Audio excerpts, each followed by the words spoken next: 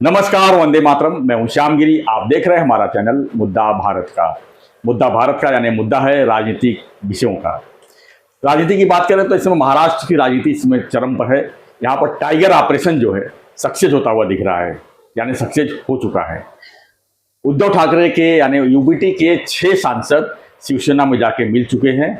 आज जो है गामी गामा पूरी तरह से दिल्ली में है, पहले पश्चिम बंगाल और अब जो है यूबीटी।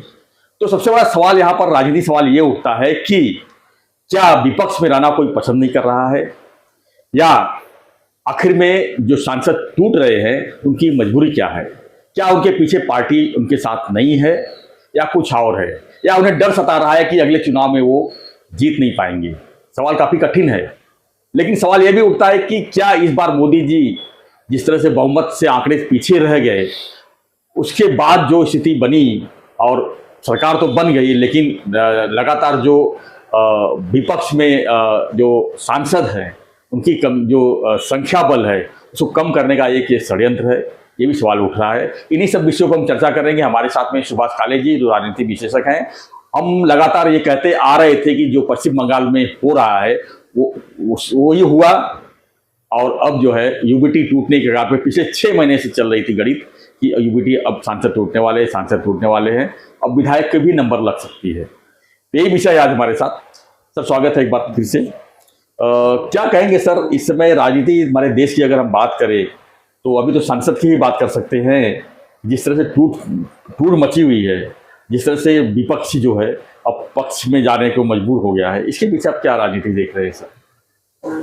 देखो क्या है, हर किसी को जो चुन के आते हैं, भले आप विधायक हो या फिर सांसद हो या कोई भी नगर सेवक हो, कोई भी, उनके दिमाग में एक बात पक्की रहती है जी कि अगले इलेक्शन में मेरा क्या होगा, क्या अगले इलेक्शन में मैं फिर से इसी चिन्ह के ऊपर जीत आ सकूंगा या नहीं आ सकूंगा, क्या अगले इलेक्शन में मेरी पार्टी का काम बेहतर होगा और मुझे उसका फायदा मिलेगा।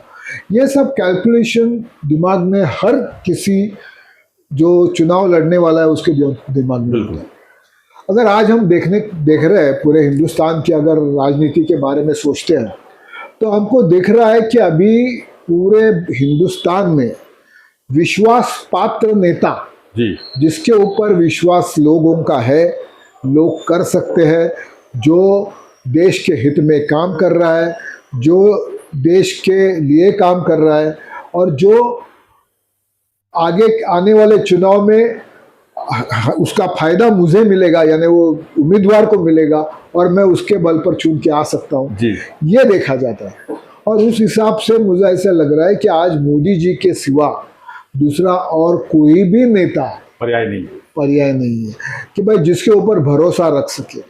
आज ऑपोजिशन की सबसे बड़ी कमजोरी क्या है जी। तो उनके पास मोदी जी को टक्कर देने वाला, क्या उनके पास थोड़ा बहुत जाने वाला भी नेता नहीं, और इसकी वजह से आज ऑपोजिशन दिन ब दिन कम होते जा रहा है। दूसरी अहम बात क्या है, ऑपोजिशन जितना मोदी जी को गाली देगा जी, जितना मोदी जी के खिलाफ बोलेगा, उतनी जनता मोदी जी के साथ रहेगी कि मोदी जी क्या कर रहे हैं, कैसा विकास कर रहे हैं, उनका काम क्या कैसे है, ये लोग जनता देख रही है जी।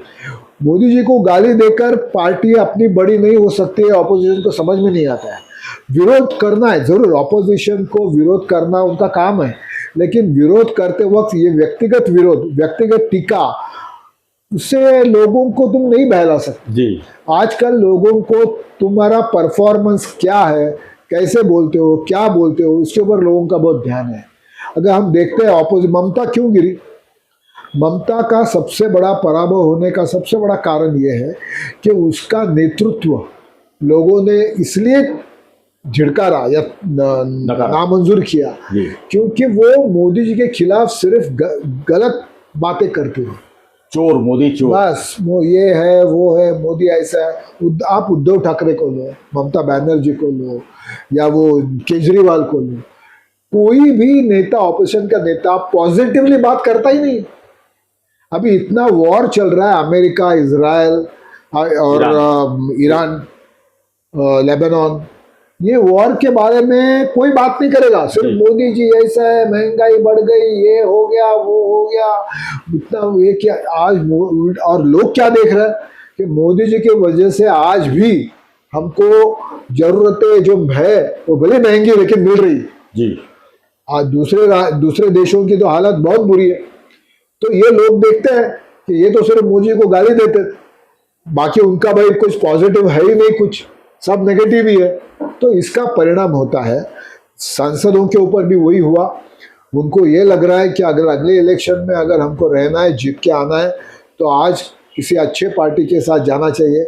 और ये जो शिवसेना के 6 सांसद जी जो आज एकनाथ शिंदे जी के साथ गए, वो तो उनकी घर वापसी हो गई। बिल्कुल, वो शिवसेना में ही है, वो उबा ठामे थे, नहीं है, वो बीजेपी में नहीं है, वो बीजेपी में नहीं है, वो तो शिवसेना में ही है। वो शिवसेना ओरिजिनल शिवसेना में चले गए वो।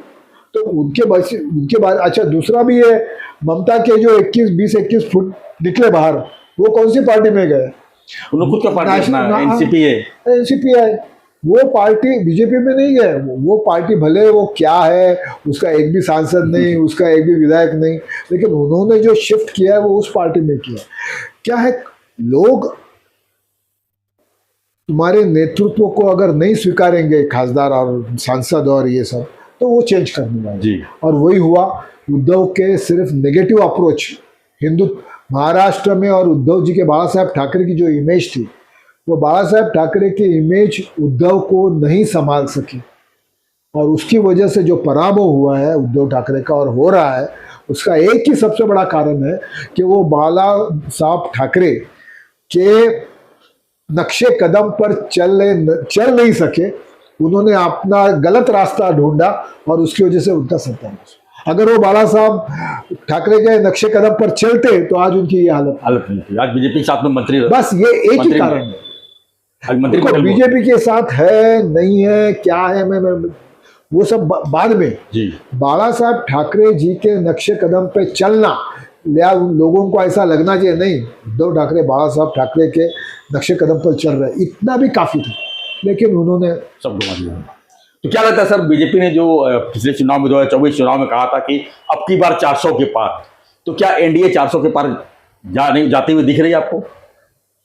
एनडीए देखो, अमित भाई ने जो बोला जी, तो बोला चुनाव के वक्त नहीं हो सका जी। उसका कारण भी आप जानते हैं, वो क्या संविधान बदल रहे, ये कर रहे, वो कर रहे, हो गया चलो।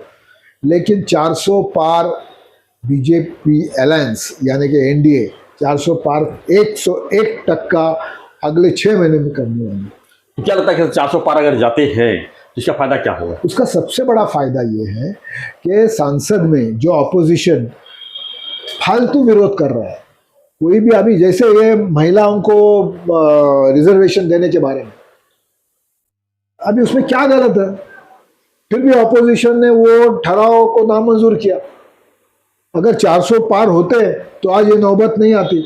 महिलाओं का हक है, महिलाओं को हक देने की कोशिश अगर एनडीए कर रही है तो आपको उसको सपोर्ट करना चाहिए। मेरा ऑपोजिशन को हर चीज को अपोज करना, ये उनके दिमाग में किसने बिठाया मेरे को मालूम है। जो चीज गलत है, जो चीज राजनीतिक दृष्टिकोण से आपको गलत रखते हैं तो उसको अपोज करो। लेकिन जो देश के हित की है, जब आप सत्ता में थे तो आप भी वही बोल रहे थे कि ये करना चाहिए, और जब आप सत्ता में नहीं है तो उसको अपोज करो।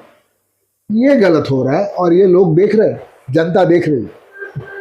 बिल्कुल देख रही है जनता, और जनता अक्सर जानती है, और इसका असर जो है पूरी तरह चुनाव पर पड़ेगा ही। लेकिन अब की बार 400 पार, जिस तरह से काले साहब ने बताया कि अब की बार 400 पार का जो नारा था 2024 में, वो जो है आने वाले 6 महीने में पूरा हो सकता है। तो इसका अगला टारगेट क्या है? क्या एनडीए में और कोई शामिल हो सकता है? तो शुरुआत शुरू हो चुकी है। राजभर जो उत्तर प्रदेश के जो मंत्री हैं, इसमें एनडीए के साथी हैं, योगी जी के साथ में, उन्होंने सीधा सीधा कह दिया कि अब की बार जो है अखिलेश की बारी है। यानी कि अखिलेश के 39 सांसद इस समय उत्तर प्रदेश में हैं। क्या वो अखिलेश के 39 सांसद बच पाएंगे? हालांकि यूपी में जो है जनवरी में चुनाव है, इसी जनवरी में चुनाव है, 6 महीने में चुनाव विधानसभा का। तो विधानसभा चुनाव के पहले क्या यूपी का भी कुछ महाभारत हो सकता है, कुछ बड़ा भूकंप यूपी में हो सकता है? तो जरूर हो सकता है। यानी कि अखिलेश के सांसद जो है पूरी तरह से तैयारी में है कि वो भी जो है योगी जी के साथ, मोदी जी के साथ जाने की पूरी तरह से कवायद कर रहे हैं, क्योंकि इन्हें बचाना है आगे आने वाला लोकसभा चुनाव, इन्हें आने वाले लोकसभा वोट में परफॉर्म करना है। तो जिस तरह से विपक्ष की हालत है पूरे देश में, उसको देखते हुए तो हर कोई जो है अभी से हार चुके हैं।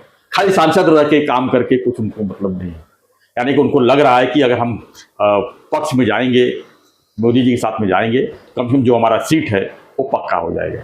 यही सब जो बातों को लेकर जो है इस समय जो है पूरे देश में राजनीतिक भूकंप तो चल ही रहा है, यानी भूकंप का दौर चल रहा है। तो फ्रेंड्स, आपकी क्या प्रतिक्रिया है? आपको क्या लगता है कि अब की बार 400 का पार का जो नारा था 2029 के चुनाव के पहले, क्या एनडीए अब 400 पार हो पाएगी? अगर 400 पार हो जाएगी तो उसका फायदा क्या क्या होगा? आपको क्या लगता है? हमें कमेंट बॉक्स में जरूर लिखिए और बने रहिए ऐसी खबरों के लिए। देखते रहिए हमारा चैनल मुद्दा भारत का। चैनल को लाइक, शेयर और सब्सक्राइब जरूर करें। धन्यवाद सर, धन्यवाद, जय हिंद।